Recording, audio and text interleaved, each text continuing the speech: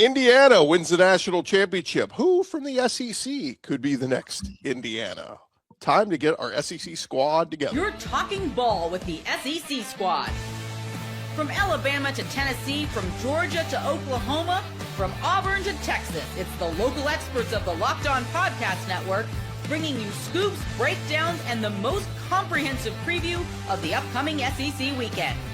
It's the SEC squad, and we have a seat for you. Hurt feelings and thin skin are prohibited. Squad up, you're part of the SEC squad.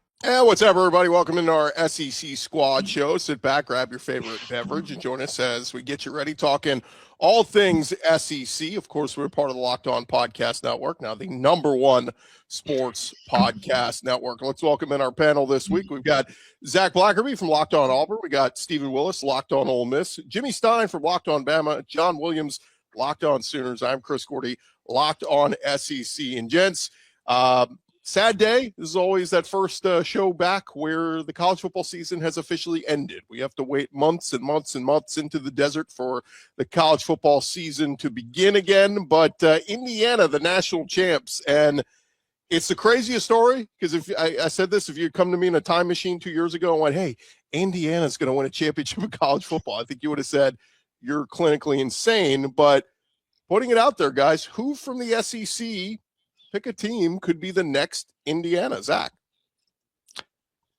Well, I mean, if you're just going to lob it up to me, I'll say the Auburn Tigers. No, I mean, I think there's several teams in the SEC that have the situation that Indiana could potentially have with these new coaches coming in. I mean, you look at Auburn, you look at Florida, I'll put LSU in that conversation.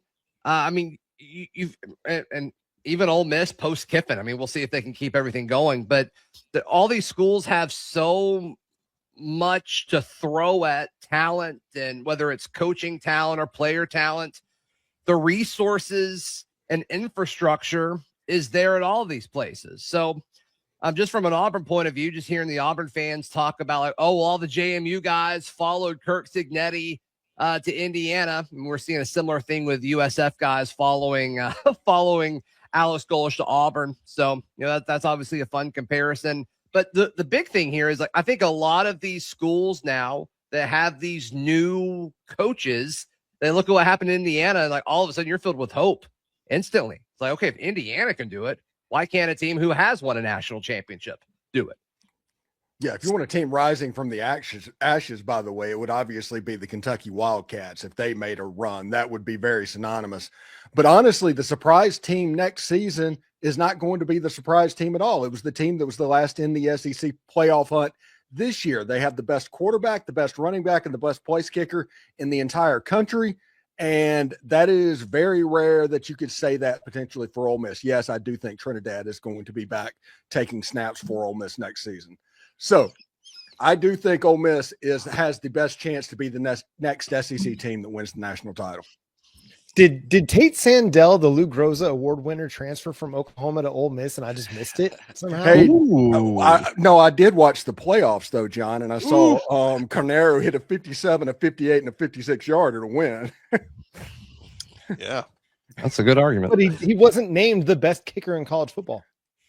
Yeah, that's because never mind. It's all. I think that award lost all credibility. Listen, I don't think Ole Miss applies here in the conversation. If we're talking about a team that comes out of nowhere that you don't expect to be good, Ole Miss to me doesn't apply. If Trinidad is back, they're going to be a top 10, top 5 team in college football. Mm-hmm. So that's not a rags to riches underdog story, sandlot, cool run. But Indiana was in the playoffs last year. Indiana was in the playoffs last year. Okay, but still, 2 years ago, Indiana was what? They were Vanderbilt. Yeah, I would say, I mean, the Ole Miss. If you looked at before the 2025 college football season, nobody took Indiana seriously as a college football playoff contender or a national title contender. I would say maybe that does apply to Ole. I mean, prior to what Lane had kind of gotten going there in recent years, I think 5 years ago, you'd have been shocked if you said, I think Ole Miss is a playoff team this year. So I think kind of what Ole Miss has been the last couple of decades, I would again, not as dreadful as what Indiana was by no means, but I think they kind of fit that category. But I mean, despite how Lane left, I think Lane left Ole Miss much better then he they're found loaded. Yes. And I don't know if Ole Miss is the same program now as it was prior to that, to John's point. Yeah, I think Lane created Ole Miss into a top-tier SEC program. They have athletes, they have facilities, they have money, they have a plan, they have a coaching staff. Now they have success. I think Lane created, frankly, a new Ole Miss that is a perennial top program. Well, and I think even Pete Golding has proof of concept with playoff wins. Yeah. You know, he's the rare coach that's a brand new head coach that actually has a playoff win to his resume or two, and a win over Georgia. Like, that dude is in a very unique situation to where you look at Brent Venables 4 years ago, a brand new head coach taking over a program that was left in disaster when Lincoln Riley left. Like, Pete Golding actually is in a pretty golden situation. Sorry. I would just say be careful with the transitive property there. Like, we got to see Golding coach a full regular season as a head coach, because I could make an argument and go, well, Lincoln Riley's got playoff wins, so clearly he's going to have great success at USC. He hasn't made the playoffs, but he doesn't. At USC. So, you know, again, we'll see. Time will tell on Golding. Yeah, I just think like is most analogous to Indiana in the SEC. Like, what SEC team, like Steven said, I think Kentucky is the most analogous to Indiana. And under Will Stein, they have attacked the portal. You can almost hear Will Stein saying, "Hey, if Indiana can do it, why can't we?" It's similarly located, a basketball school, but they have money. They have a willingness, I think, and I wouldn't be surprised if Kentucky is really good shortly, or on the other hand, still can be what Kentucky's always been. But hey, it starts with quarterback, and Kenny Minchie has significant upside. Yeah, I think they're the easiest comparison, because Indiana is a basketball school that has sucked at football for forever. So Kentucky, basketball school that has sucked at football forever. But I would throw Vandy into the mix too. I mean, Clark Lee, we laughed at him July of 2022 at SEC Media Days when he said, "I think Vanderbilt could be the best program in the country." We're going, dude, how about you just say you want to get to 6-6 and win a bowl game? Like, baby steps, right? But coming off a 10-2 season where nobody in the world ever thought Vanderbilt would do that, we're looking at him going, that dude might have been onto something. So, and we'll see how good this quarterback is. That, you know, they got the Jared Curtis, the top quarterback out there. So we'll see as he develops. But I think Vanderbilt could fit that category too. And I don't think we can have this conversation about the conference as a whole, with like who can, you know, rise from the ashes without talking about Florida. I mean, I thought Napier was going to work at Florida. I mean, Florida's a sleeping giant. You talk about resources and where they are on the map and all the talent that's in that state. Florida, there's no reason for Florida to be this bad for this long. So can Sumrall be the guy to turn around Florida? It's going to be somebody. They're eventually going to be good again. There's too much at their disposal for them to be bad for forever. So I think John Sumrall could be a guy to turn a program around too. And one team that hasn't been mentioned is South Carolina. Lenora Sellers was built in a lab, like I said last week, to play in Kendall Browell's offense. Yeah, they could certainly be a team that's, you know, if you consider them a team who's never made the playoff, you know, I think that's a team that could certainly, with everything they bring back, Nick Harbor and with the edge rusher and Dylan Stewart and of course Lenora Sellers, who everybody thinks he's going to take that next step. I would also throw Mississippi State in there too. I mean, Jeff Lebby has in the past been a good developer quarterbacks. Again, if Kamario Taylor is awesome, maybe they have a chance to do that. Not next year, but like down the road. It's just going to take time for Lebby and Mississippi State. You know, they're not going to be as quick to the playoff, I don't think, as Indiana was. Now, let's be real though. Indiana had a clearer path. Michigan was down in the 2 years that Indiana rose to this great state of, you know, 16-0 national title. Penn State was down. Like, these aren't the same gauntlets. You know, Indiana didn't have to run through the same kind of schedule that all of these SEC teams that we're talking about have to run through. Mississippi State is going to have to try to overcome Oklahoma, Texas, Alabama, Tennessee, Ole Miss, you know, an Auburn program that's going to be better, a Florida program that's going to be better, you know, a South Carolina program that'll bounce back. I mean, this is a deep, deep conference. So it's going to be really difficult, I think, for any of these teams. Kentucky might have a chance if they've got some big time, big money donor backers that are just throwing a bunch of money at the NIL thing. But a lot is going to ride on Kenny Minchie. Like the thing that has made Indiana so successful is Curt Cignetti is batting 100 or batting 1,000 on his transfer portal quarterback additions. You know, Curtis Rourke was really, really good. Francisco Mendoza was fantastic and a Heisman winner. You cannot strike out on transfer portal quarterbacks like Auburn did. Like, we've seen so many in the conference struggle to find those guys. If you strike out on a transfer portal quarterback, or any quarterback for that matter, a guy you recruit, it's going to set you back. Fernando. And I mean, how much of that is based off Fernando, of like, it's Christmas time. My apologies. As far as like recognizing fit in your system. I mean, nobody had Fernando Mendoza as the top portal quarterback. I mean, he whooped Auburn at Cal. And I remember like looking at that game, like, wow, this Fernando Mendoza guy's good. I had no idea he'd be a Heisman winner and, win a national championship. But I mean, that just goes to show how important fit is in this transfer portal era, when we're so used to and accustomed to looking at, is this guy a 4-star? Is he a 3-star? Whatever. To now in this portal system where like, you can't scout these 4,000 players that are in the portal. We're all just kind of guessing based off of what they did in a previous spot and their production. And it's up to these coaches to kind of shift through all of that and say, hey, I don't care what his production was. I don't care what he was out of high school. This guy fits what we want to do. And some coaches have been better at that than others. Lane Kiffin taking Trinidad Chambers from Ferris State. We all looked at that addition, or at least I did, looked at that. I was like, oh, that's a weird addition, but okay, maybe he'll be a backup. And I mean, to me, he should have been a Heisman finalist for how good he was last year. But that just goes to show you find the right guy to put in the right system, and they can be incredibly dynamic for you. Before we move on, I think we owe it to our buddy John Neighbors to at least put Arkansas in this category, right? If Ryan Silverfield is the right guy, maybe Arkansas one day. I don't see it. Don't see it. All right. I'm not going to let John have hope. We're not. Hey, 3 years ago, if I said, "What about Indiana?" All you guys would have been, "No, don't see it. Don't see it." No, they've opened the door for everything. It also takes a pretty special coach to do that, and I think what we found out is Curt Cignetti is pretty special as a coach. Yeah, I mean, even at James Madison, he was great, but was anybody running to, we'll see. Well, even when James Madison was FCS, he was getting to the championship game. He's won everywhere he's been. People just aren't chasing 60-something-year-old head coaches in college football. That I think some of it's an age factor. He was a little bit overlooked because he's of an older demographic, and these programs are looking for somebody that they can have for 10, 15, 20 years. It's been pretty rare in the history of college football that a new coach arrives on the scene that captures everyone's imagination, and he's a new name to everybody, and he's 64. Yeah. You don't often see that happen in the sport or any sport. When we return, guys, we talked a little bit on the transfer portal. I want to show you the latest rankings on the highest ranked player in the portal at all the SEC schools. We'll touch on that when we return. SEC Squad, talking more ball next. Hey, but first, guys, want to remind you about our friends over at TurboTax. Tax season doesn't have to take over your life, and this year, TurboTax is making it easier than ever to just hand things over and move on with your day. With TurboTax Full Service, you can have your taxes done for you by a trusted local expert, start to finish, without the stress or the guesswork. Don't be like Zach Blackerby where you're trying to do it on your own.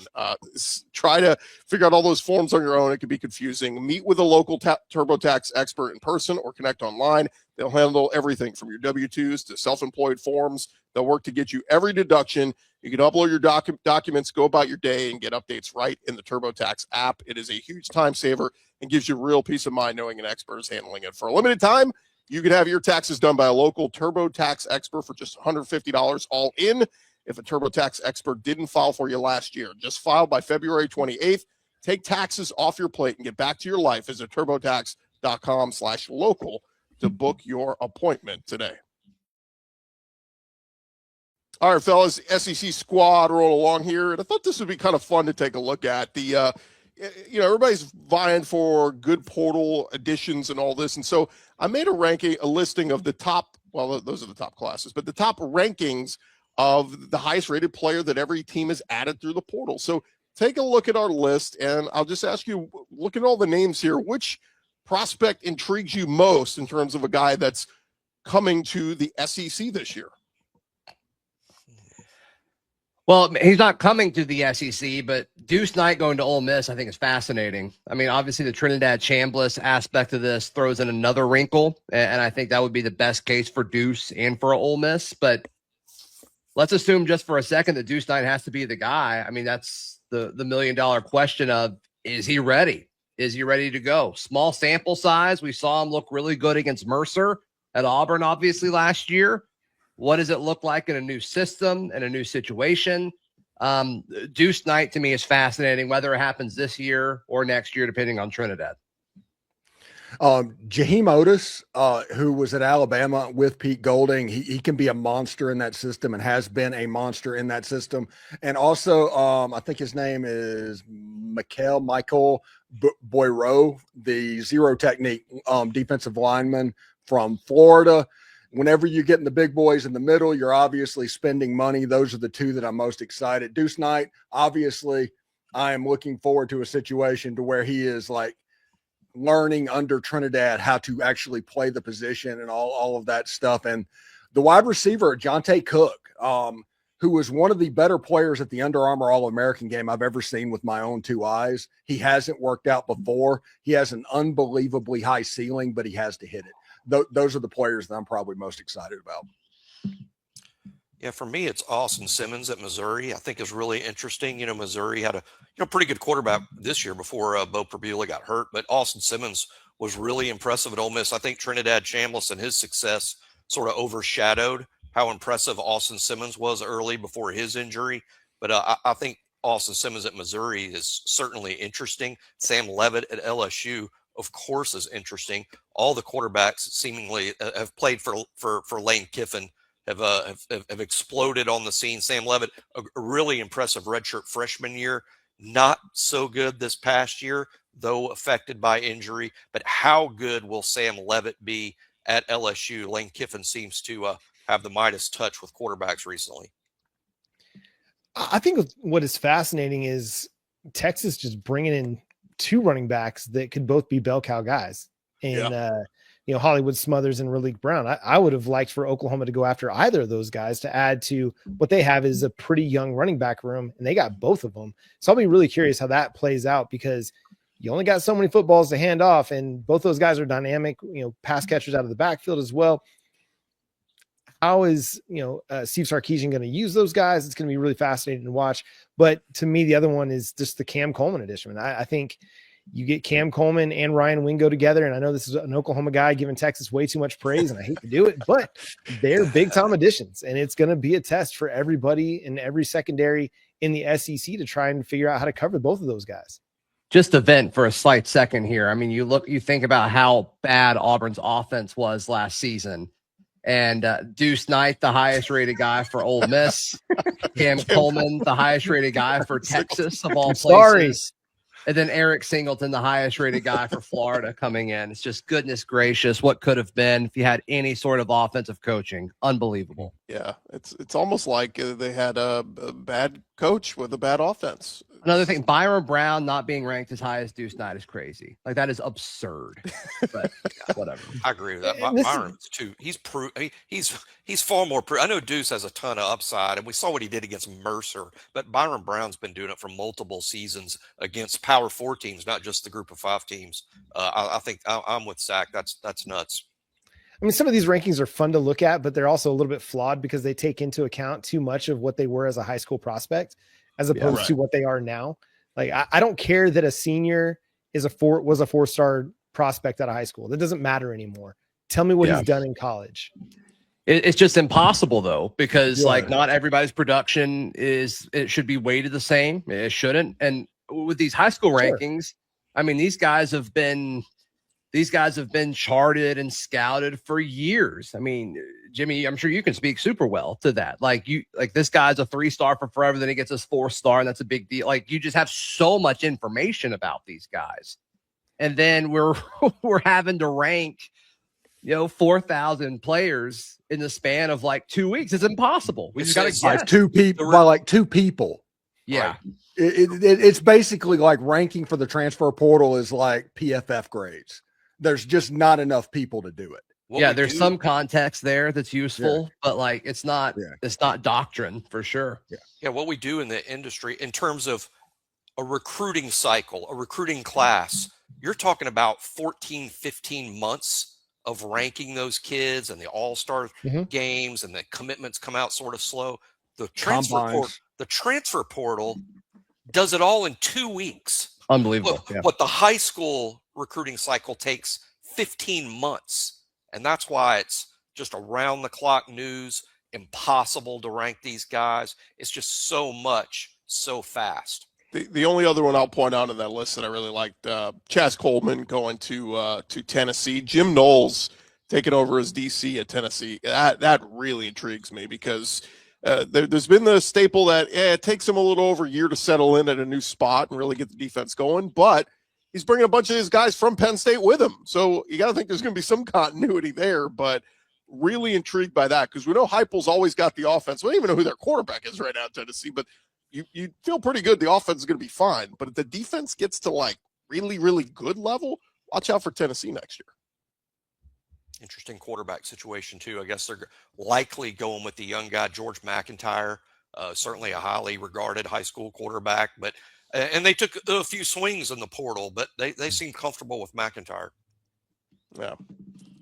Any other thoughts on this, guys, before we move on? Oh, by the way, Zach, we created this graphic for you last week, Chris Marler. So feel free to use that however you see fit.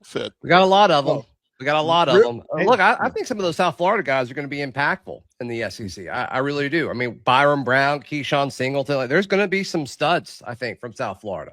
I mean, there's proof of concept from Kurt Cignetti about, hey, you bring guys that fit your system that have the same mentality. There's a chance that you can have a lot of success. I mean, we'll see if it happens for Auburn, but it worked for Indiana. They beat Florida. They won as many. They can go into that locker room and look at the guys who are returning and say, we won as many SEC games last year as you did, which makes me want to cry. But here we are. By the way, before Gordy goes to break everything, I do want to say props to Mississippi State. They've actually had a very good portal cycle that went through this time. And you look at it, Jeff Levy's doing some work. They're not getting credit for it yet. And I know I'm the Ole Miss guy, but they're doing some work right now. Gordy just picked him to win the SEC last segment. What do you mean? I did not. I mean, Jeff Levy was key to Oklahoma's portal success and NIL stuff before he left for Mississippi State. So it's no shock to me that he's having success on that front. Yeah, 34th of all college football. I think that's pretty good. Again, these are subjective rankings, but just pretty cool to have every SEC team in the top 40 basically of portal rankings. So tells you where college football is moving now. It ain't all about just recruiting. It's about portal and, hey, do you have the right quarterback? When we return, looking ahead, never too early to look ahead. The folks at On 3, they gave you the way too early top 25 for 2026. We'll touch on that next.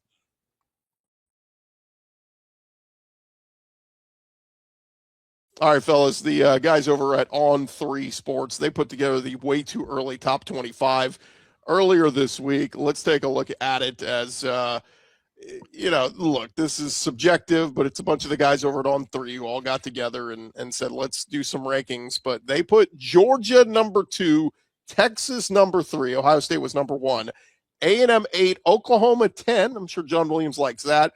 LSU under Lane Kiffin 12, Ole Miss all the way down at 15. They must think Trinidad's not coming back. Yeah, Jimmy Stein's Bama at 17. I don't think we've seen Bama that low in the preseason in a long time. Tennessee 20 and Florida jumping into the top 25. I think that's a little respect to John Sumrall. But what do you guys make of those rankings? Well, just about not as bad as some other. Go ahead, Jimmy. Well, I would say Alabama at 17. That's new. That's new since 2007, really. But just about everyone ahead of Alabama is returning their quarterback. So much of preseason rankings are about who's returning their quarterback. And a year ago, Ty Simpson was considered a very lowly ranked SEC quarterback going into the season before anybody had really seen him play. I think Alabama's going to suffer with that a little bit this year in terms of they feel good about what they have at quarterback, but it won't be respected by the national media until they see it. Yeah, those rankings aren't as bad as some of the other ones that I've seen. Like I've seen Michigan ahead of Oklahoma, and look, Kyle Whittingham's great, but it's a new coach and he's still got a young quarterback. Like this is a team that lost to Oklahoma last year, and we're going to all of a sudden put them ahead of the Sooners going into the way too early. But in these rankings, like I have no problem with Oklahoma at 10. I feel like, anywhere from 8 to 12 would be about right for them. They've got to prove that they're going to take a step on offense and that the defense is going to be able to be as effective as it was this past year, despite all the losses that we suffered on the defensive line. There are going to be some question marks around Oklahoma, but I think with what they've done in the portal, this team has taken a step offensively. Now it's just going to be time to go prove it on the football field. Yeah, I bet you if you looked at their subscriber numbers of different sites, you could probably match that up to the rankings as it's situated, because Notre Dame at 4 and Texas is way up there. I think all of the state of Texas is in the top 10 and all of that. It's way too early rankings, and nobody likes a list more than college football fans in January after the season's That's right. over. Let's go. Yeah. So it's fun. It's fodder, and it's content for all of our shows. So I like it. People love lists. So I said, Chris, you put that list back up, Chris. Look at when I'm what. So Julian Sands back at 1. Gunnar Stockton's back at 2. Arch Manning at 3. Carr at 4. Indiana's got a well-known transfer coming in, and Josh Hoover. Oregon's got Dante Moore back. Not sure what Texas Tech situation is. A&M returns Marcel Reed. Yeah, Sorsby at Texas Tech. Marcel Reed, at 8. Miami's apparently going to have Mensa. Oklahoma brings Mateer back. Michigan brings Underwood back. You just go through. It's just who's got their quarterback coming back dominates all of these type lists. Yeah. Penn State feels a little bit too high for me. Yeah, that's like somebody loves Matt Campbell and they're like, oh, he's going to do awesome there. And I like Rocco Beck too, but that's a big jump in competition for them. Yeah. Yeah, I think that it's tough to do this. And again, that's why they say it's still way too early. I mean, guys, we're in January. Like, we haven't even seen what these teams look like in the spring. Hell, the portal's not even fully done. There's still hundreds of guys still in the portal picking their teams. I understand maybe not that many difference makers, but certainly a guy that could be a starting O-lineman, a starting wide receiver, still potentially out there in the portal. But it is just fun to kick around, because here's a few things we know. We know Texas is going to get a ton of hype because of Arch Manning returning with adding Cam Coleman, right? Like Texas is almost a lock to be top 5. The Georgia one's interesting because, look, I've been the buyer in Georgia last year, and I know they're back-to-back SEC championship winners, but they're also back-to-back Sugar Bowl losers. And Georgia, that I've picked as my national champion the last 2 years, I'm not doing it again this year because they've kind of fallen off from that pedestal. And so I don't know, to automatically put Georgia's preseason top 2 just because Gunnar Stockton and some pieces are back. I don't know if I'm going to give them that much love. Yeah, to me, it's about the consistency with Georgia. Like that's why I'm still going to be high on them, is because I haven't seen a lull out of that team. Yes, they haven't necessarily performed as well as you expect them to in the playoff games, but they're still getting deep into the playoffs and they're finding their way to contend for national titles. It's just not reaching the pinnacle in the last few years, but they're still as consistent as anybody in college football. Yeah, absolutely. And I'm curious, looking at this list, this way too early list, the Oklahoma at number 10. What do they do with their offense next season? Same quarterback, same coordinator, not really any new names coming in the transfer portal. Are they thinking material is going to be that much better? That is my question at 10, just looking at this list. Yeah, I mean, they added Marion Harris, the right tackle from Arkansas, who was apparently their top rated portal addition. They added Trell Harris, who was an all ACC performer, had almost 900 yards receiving last year. Added Parker Livingston, who had 6 touchdowns for Texas and was Arch Manning's roommate, over 500 yards as a redshirt freshman. So they've made additions on the offensive side of the ball. Brandon Olson, our guy's favorite tight end, Hayden Hansen from Florida, Rocky Beers from Colorado State. They've really been aggressive, upgrading the offense and attacking needs so that, hey, listen, even though we lost some guys on the defense, our offense is about to take a step. So the defense isn't having to carry us every single week like it had to in 2025. So no, they've been aggressive to try and get John Mateer some weapons. And I think they've been really successful at finding not just guys that can play, but a variety of types of guys that can play. And they brought back Isaiah Satania, who had almost 900 yards receiving and was an all SEC guy as well. So the offense should take a step To me, it's going to be more about what the offensive line does. Can they take a step? Because you were really, really young. They played 3 freshmen for a lot of this season, and it looked like that. They just weren't physically up to the task. Mentally, they were there. In a pass protection scheme, they were there. As run blockers, still had some ways to go. But hopefully this offseason of strength and conditioning gets them a little bit better footing as they attack the SEC in 2025 or 2026. Can I give you all the one I would flip out of here and put in? I would trade Florida for South Carolina. I think Lenora Sellers. I think that should be maybe 24-25, but I would maybe sneak in South Carolina into a preseason top 25 just because I think what a difference Kendall Briles will make with that offense. May regret saying that. Oh, and Christian Clark, the freshman running back from Texas that Longhorn fans loved. He's now at South Carolina. He rushed for 100 yards in the bowl game against Michigan. Yeah. I think that's fair. I mean, South Carolina was one of those teams that was just cursed by injuries this year and didn't really have a chance. Like Lenora Sellers, as good as he is, didn't have a chance because there was no offensive line to block for him. So if they have any kind of injury, good luck. They're going to be a bounce back team flirting with 8, 9, 10 wins.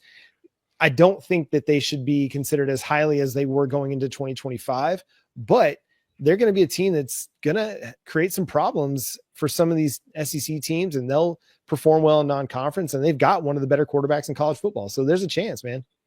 I don't think that's out of the question. They improved that O-line too. They got a lot of big portal pieces that they added. All right, fellas, as we wrap up, I want to thank our listeners for making us your first listen of the day. Thank you for making Locked On the #1 sports podcast network. If you haven't already, go check out our new Everydayer Club. We're talking access to your favorite Locked On show, ad-free audio feed for Locked On, and then also an invite to the members-only Locked On Everydayer Club Discord server where you can chat with us and ask any SEC questions you might have. It's $5 a month or $50 for the whole year at the LockedOnPodcast.com/Everydayer to learn more. For Zach Blackerby, Stephen Willis, Jimmy Stein, John Williams, I am Chris Gordy. This has been our Locked On SEC Squad Show.